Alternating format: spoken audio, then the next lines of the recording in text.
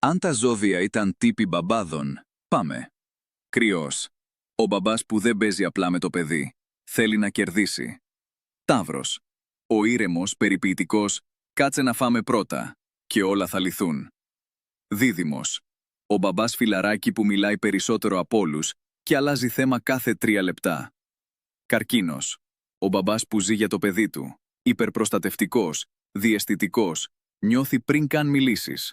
Θα σε ρωτήσει 10 φορές αν είσαι καλά και θα είναι πάντα εκεί. Λέων. Ο περήφανος. Το παιδί του είναι το μεγαλύτερο επίτευγμα της ζωής του. Παρθένος.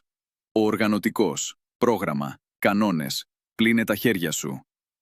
Ζυγός. Ο κουλ μπαμπάς που θέλει ηρεμία, ισορροπία και να μην τζακώνεται κανείς. Σκορπιός. Ο αυστηρός. Δεν φωνάζει, αλλά σε κοιτάει και καταλαβαίνεις. Ξέρει τα πάντα πριν του τα πεις. Δεν χαρίζει εύκολα, αλλά όταν σε προστατεύει, το κάνει μέχρι τέλους. Τοξότης.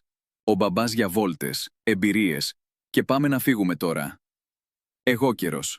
Ο κλασικός πρέπει, με όρια και ευθύνες. Υδροχόος. Ο διαφορετικός. Ο μπαμπάς που μεγαλώνει παιδί χωρίς μάνιουαλ. Λίγο επαναστάτης, λίγο ξυπόλυτο στο γρασίδι. Δεν τον νοιάζουν τα πρέπει, τον νοιάζει να είναι ελεύθερο. Ιχθύς. Ο μπαμπάς ο ευαίσθητος, ο ονειροπόλος.